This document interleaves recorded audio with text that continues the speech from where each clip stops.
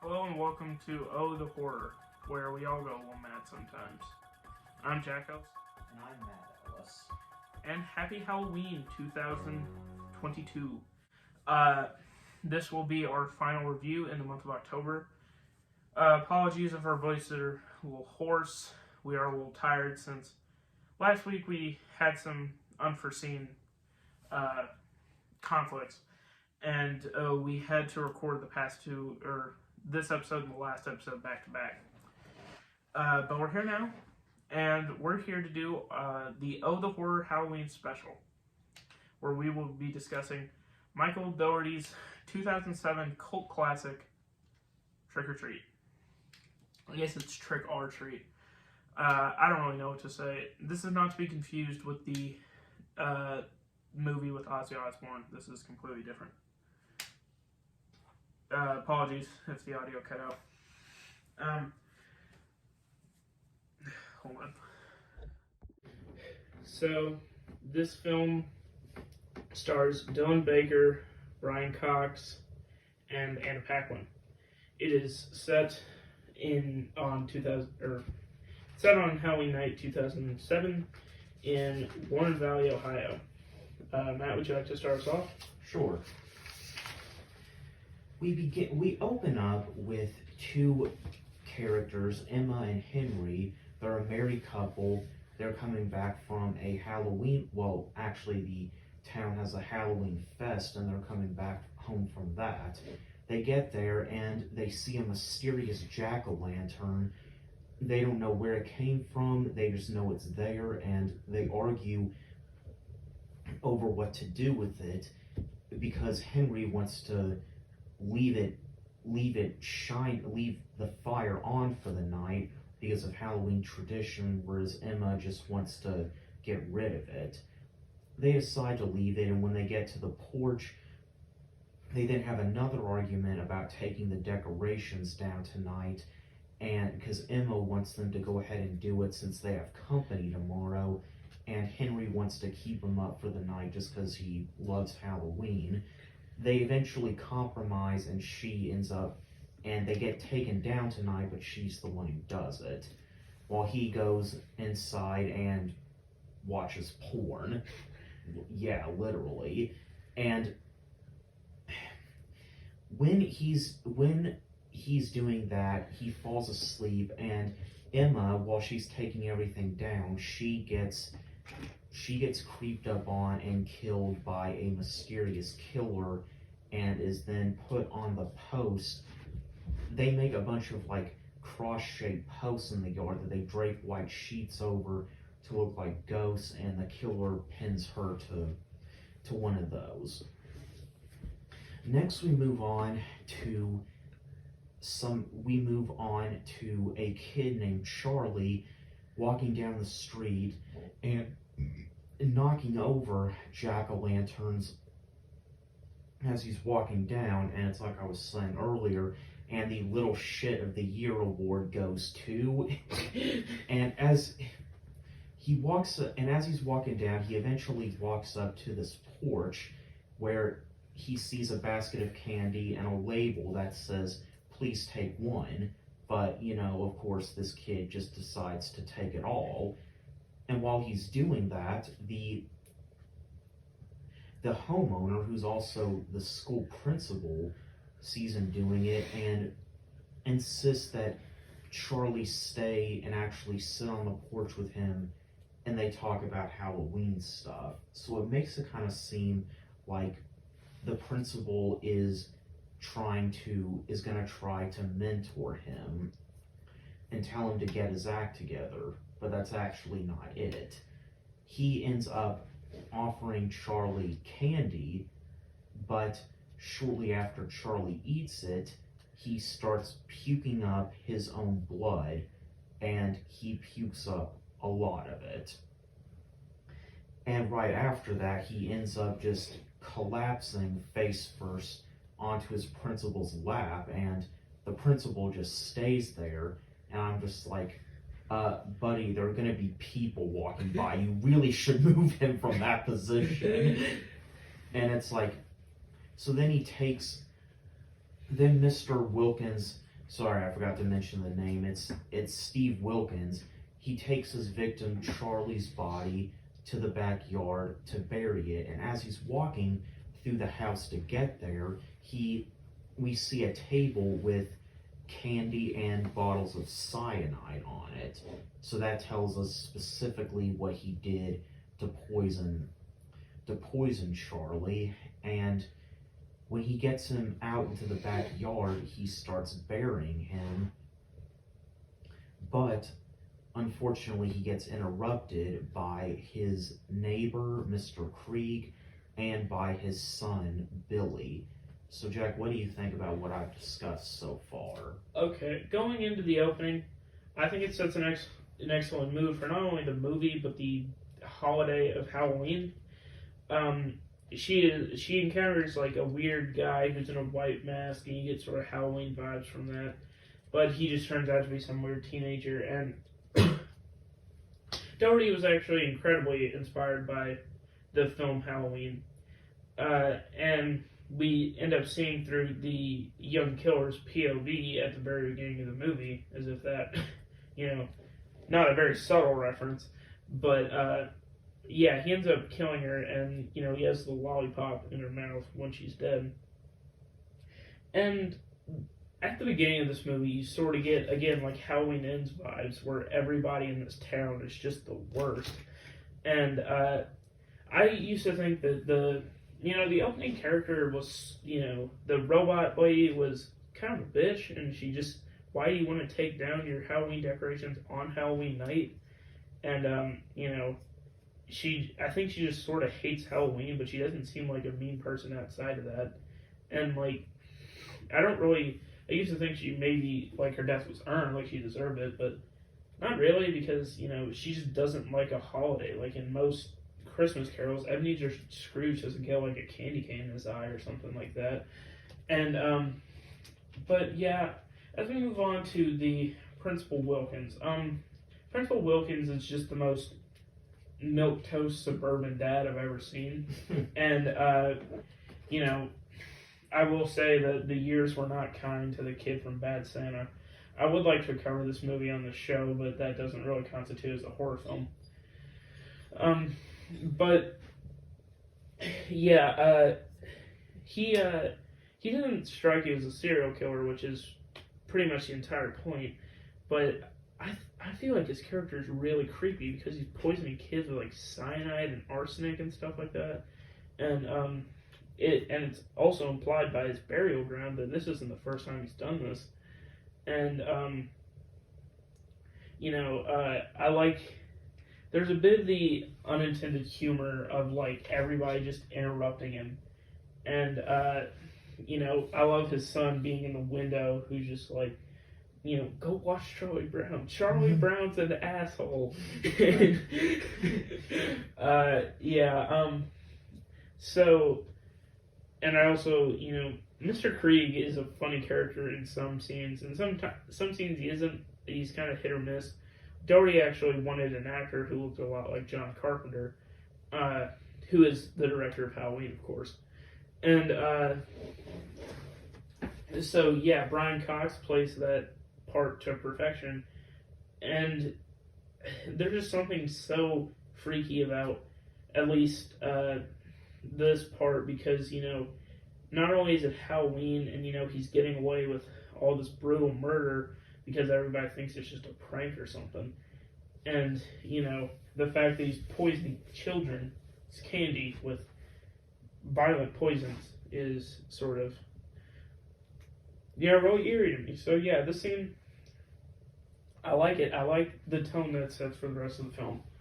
What I don't really get about that, though, is most of the kids he'd be giving candy to would be trick-or-treaters, and, usually killers like to see their victims die, but, he wasn't, because they were just going to get their candy, leave, and eat it later, but... Yeah, and that sort of plays into the theme of the film. The myth of tampered Halloween candy was actually started by a case, I believe from the 1970s, where an uncle actually poisoned his nephew with cyanide, pixie sticks, in order to collect on a life insurance policy. And he actually gave it out to other kids as a means of covering his tracks. And it's also derived from another case from the 1950s where dentists would put laxatives in their candies as just a prank. And so, yeah, it just really reminds you that, like, even though a lot of this sounds really fictionalized and that sort of thing, it's, it's not that untrue. And, there are some sick people in the world. I also remember back, this was during our lifetime.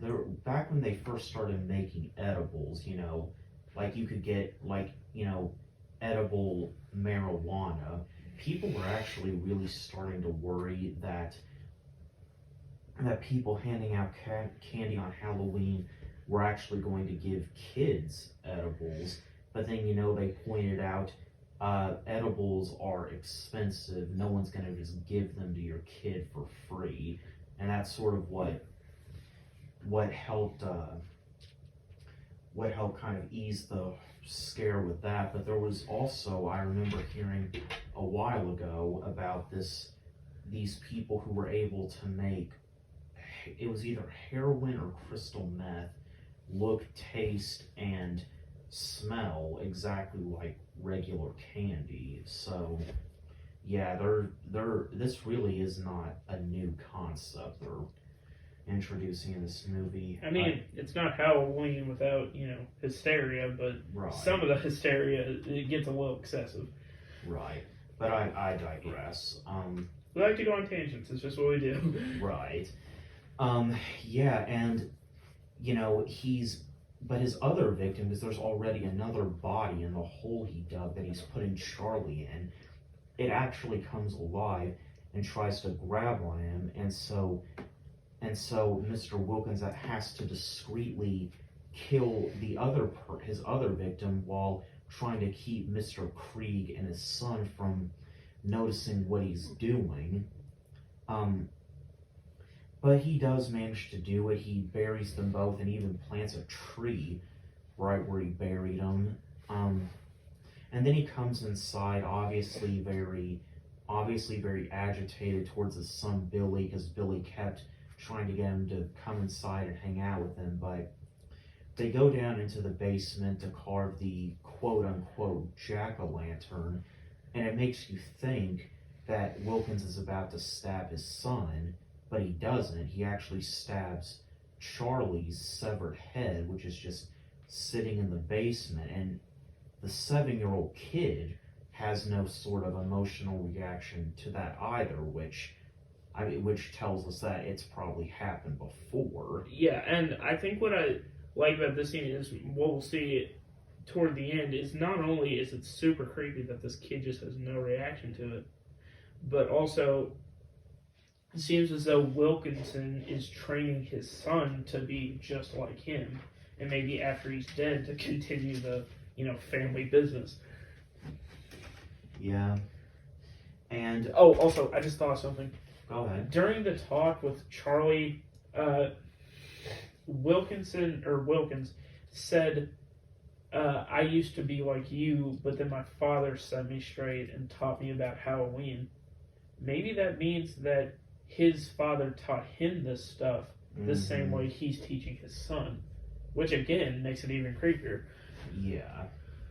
So now we've covered two different parties' traumatic Halloween experience. Now we're going to go on to another, because this movie does not just focus on one killer, one group of victims. It goes all over the place. It's an anthology, as it's known.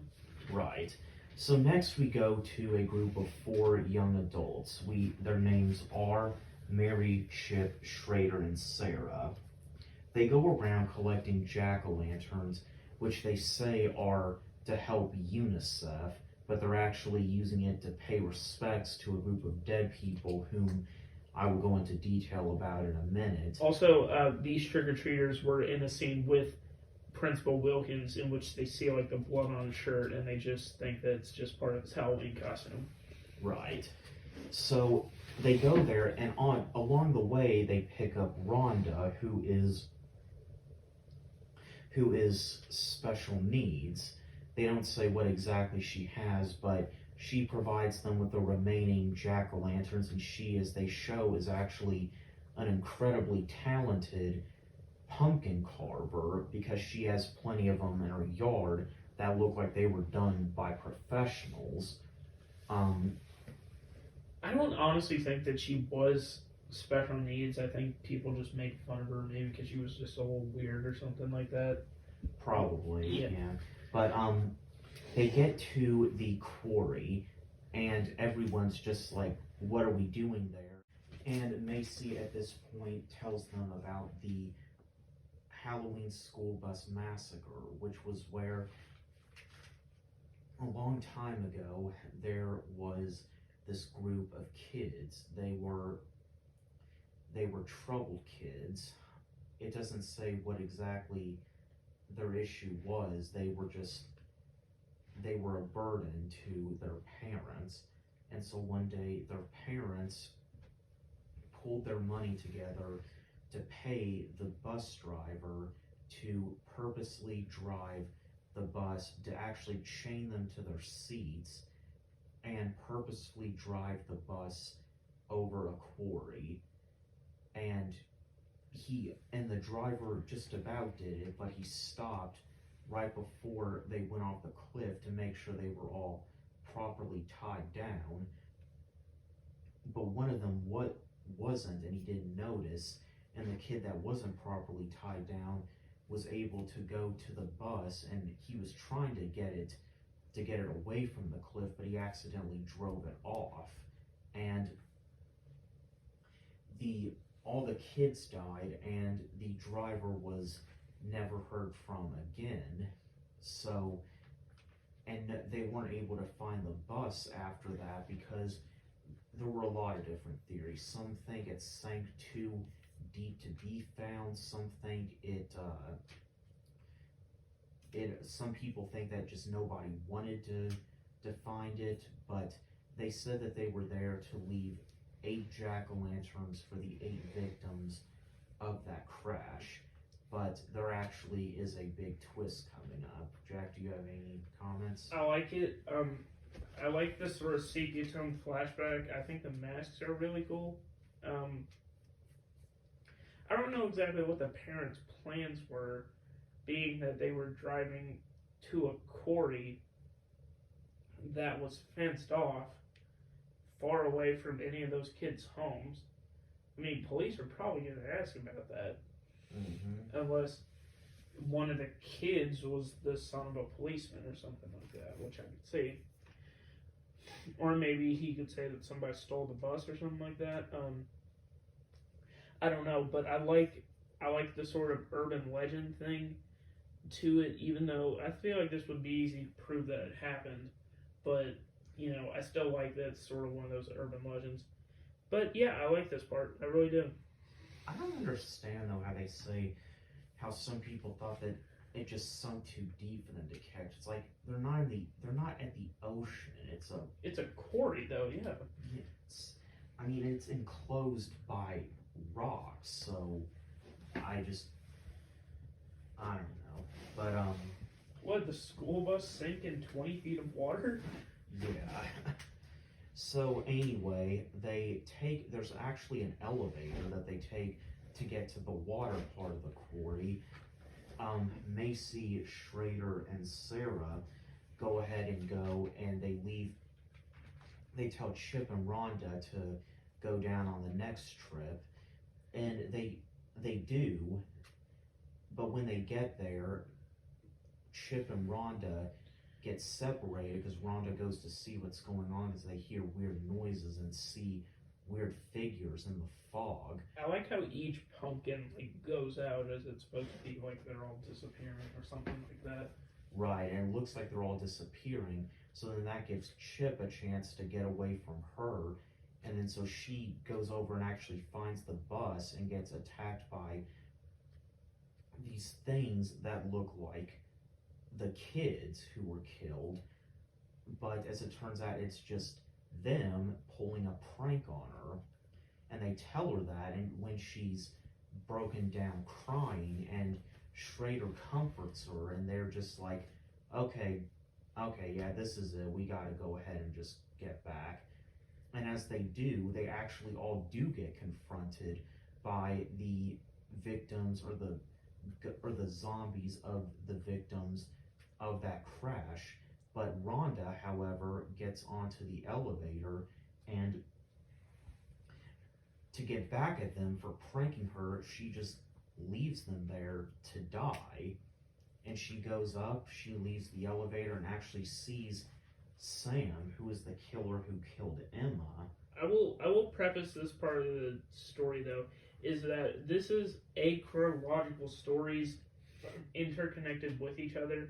So we will just be telling the stories as a whole in one fell swoop. Mm-hmm. We're not gonna like be like, oh, and then this character was over here, and then this character was over there. It's gonna be just we tell the entire story, and then we move on to the entire next story. That's just easier, guys. Okay. Right. So this isn't the first time we see Sam. Sam, by the way, is a killer whose mask is a burlap sack, and he has 2 buttons sewn into it. And Rhonda and Sam simply just look at each other and nod and just go on about their night. Now we'll talk about the marvelous misadventures of Lori, her sister Danielle, and their friends Maria and Janet. In this part, those 4 are seen at a costume shop on Halloween. Jack, I remember you were saying how that's kind of... Like, I was just saying, who buys a Halloween costume at 8 p.m. on Halloween night? Yeah, that's... And I mean, there were actually a lot of other people there, which is, like, yeah, they were trying on their costumes and they all decided to go out dressed as, Danielle and Maria and Jane all went as Disney princesses, but... Also, during the scene, sorry to interrupt, but, like, one of them says, I ate some bad Mexican. Remember that line? Oh, yeah, definitely. And, Lori is dressed as Little Red Robin Hood, but she's dressed very, very modestly, at least compared to the other girls. And also, there was a part in this where this little boy kept trying to look through the seat into their dressing rooms when they were in them. And fun fact, that little kid was actually played by the same kid who plays Sam. So. Oh, cool. Yeah. So then they go out, and Danielle and Marie and Jane are actually pressuring Lori that night to lose her virginity. Now this actually, you would think it's really straightforward. This might actually be more subjective given the context I'll give in just a little bit, but yeah, they go out to the Halloween fest the town is having that a lot of people are at. Well, Lori goes there. The others pick up some dates and they go to a bonfire they're having.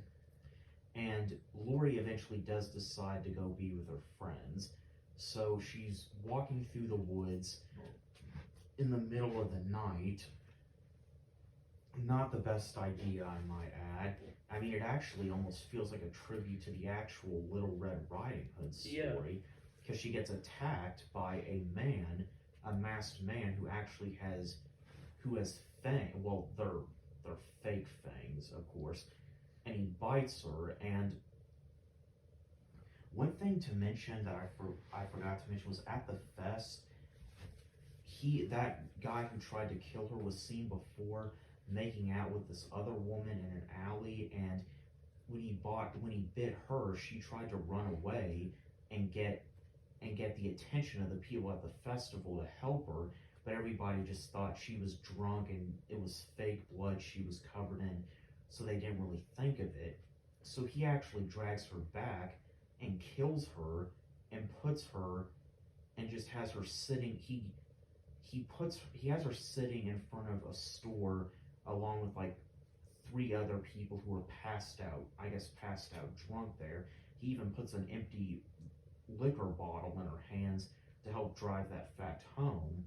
And yeah, then he tries to attack Lori. And there's a really creepy shot at the end of that, where, like, the Halloween fest is going on, and then he just walks in and just blends in with everybody else, which I thought was really cool. That's probably my favorite scene in the movie.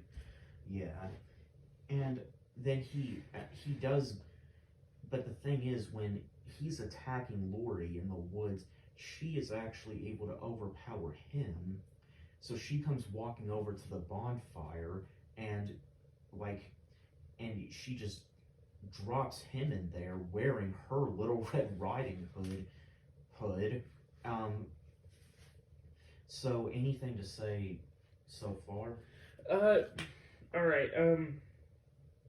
Again, I do love that vampire scene, and I really love the build up to this next scene, where his body is dropped in the red hood, and you think that it is Lori, but then she comes through, and then it's revealed that it is the guy that she was attacking. So I did really like that part, and you'll see the next twist is actually really good too.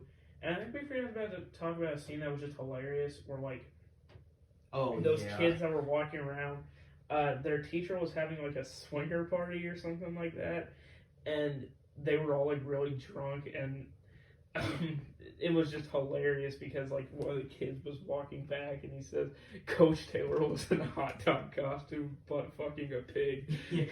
And like when they get there, they open the door, like she opens the door and they immediately recognize her, and she's just like, and she's wearing like the slutty cat outfit, and then she turns around and is just like, isn't this outfit perfect? And we were just like, oh my god! Like, could you be more direct about it?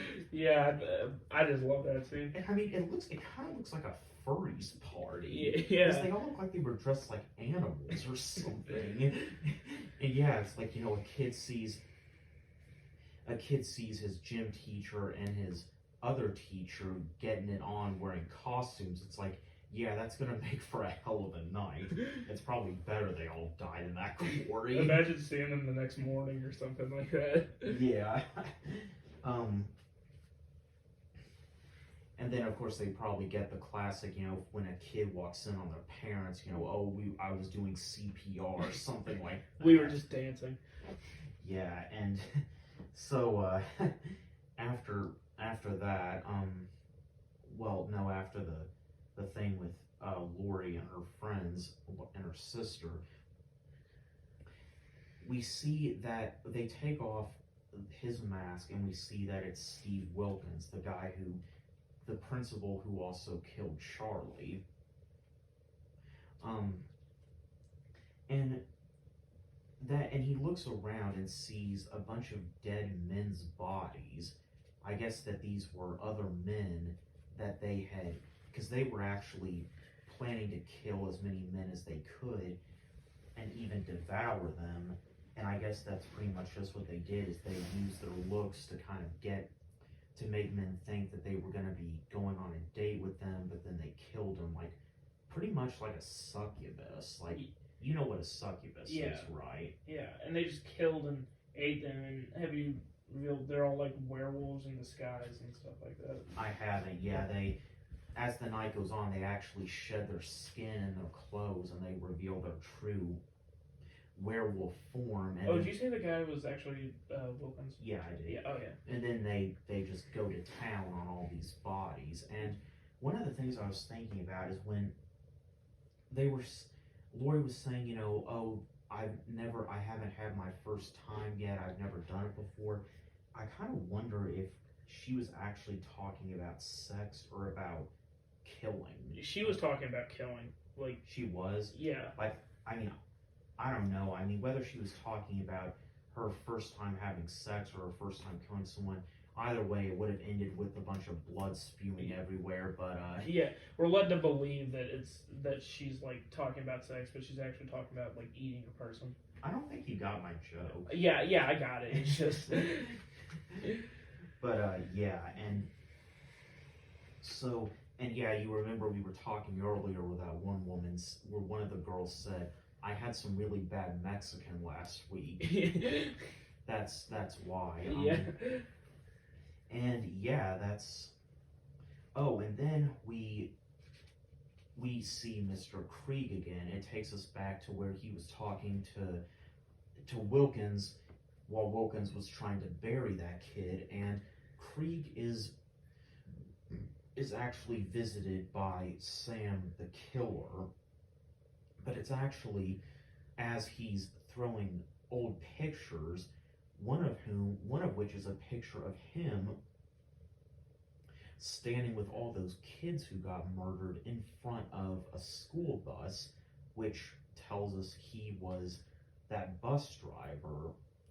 And he gets visited by Sam, who plants a bunch of jack-o'-lanterns in his backyard and writes a bunch of Halloween phrases like trick or treat on his walls in blood. So then those two fight it out for a little bit, and Sam, we see at this point, is a supernatural being because he's able to disappear, like literally disappear, and come back out of nowhere. And Sam even survives being shot like 5 times by Krieg with a shotgun, and then he sharpens a lollipop, and we think Sam was about to kill Krieg with it, but he doesn't. Like, doesn't he just like hand him a candy bar or something? He's stabbing a candy bar that he had like in his cast, and just taking that, I think. Yeah. So, and then he just walks away. It's because like Sam at his heart is a trick or treater, you know. Right. Just checking up that everybody has the Halloween spirit. And I forgot to mention, Krieg actually does take his burlap mask off, and it shows that he's like part jack-o'-lantern and part skeleton. Yeah. Also, I kind of think that Sam might be named after the mispronunciation of like Samhain, which is actually pronounced Samhain, which is the Celtic festival that inspired what we know as Halloween. Damn. Yeah. You thought of that all on your own? I heard it somewhere. But... Okay. Yeah, and, you know, Krieg, it looks like he's safe. He even seems like he's becoming a better person because he actually is giving out candy on Halloween, which he never used to do. But we find a couple minutes later that he gets visited at his house, and the trick-or-treaters are the kids he killed so many years ago, and then they kill him. Yeah, I really like the Krieg twist that he was actually the bus driver. It makes a lot of sense as to like why he doesn't like Halloween and stuff like that. I really thought that was interesting. Yeah, and then it also shows Rhonda leaving the jack-o'-lantern in front of Emma and Henry's house. So it tells us where that originally came from. And also Rhonda almost gets hit while she's walking by a car being driven by Danielle, and there's also, you know, Emma and Henry. No, not Emma. It's Danielle and Lori and Marie and the other one. And keep in mind, we saw all this stuff at the beginning, so the beginning is actually the end, I think. Yeah, Marie and Janet, sorry. And they're drunk and just laughing, you know.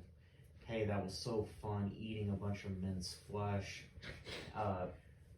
Typical Halloween stuff, you know? Yeah, pretty much. And that's... It ends and it ties it all together, and that was literally all he wrote. Yeah, I do like that. The end was actually the beginning. So, closing thoughts?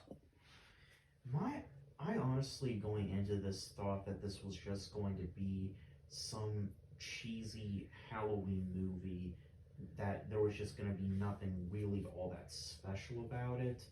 And, you know, in a way, it kind of was, but there were still some pretty good plot twists, and it did have some uniqueness where it, like, focused on where it was more so divided up into, like, 4 mini events, like, between 4 different parties that added up to being a movie. It kind of gave it that sort of Edgar Allan Poe vibe, because that's what he did, is he mostly just wrote like short horror stories. So, but yeah, I liked it. I thought it was okay. I would give it maybe a 7 out of 10. Yeah, I really enjoy this movie. I try to watch it every October. I might miss a couple years, but it's a perfect movie to get you into the Halloween spirit. And I think had Carpenter gone with the Halloween 3 anthology idea, I think a lot of this story shows us that had a lot of potential, and that could have gone in many great directions.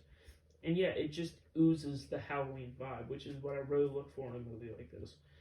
And yeah, the idea that this whole small town is getting together for a Halloween festival like this, the town from Hocus Pocus or something, is a little cheesy, but I still love this movie to death. It's a cult classic. It wasn't even released in theaters. It went straight to video, but it's become this cult phenomenon, and I really think it's earned that. Yeah, I love this movie.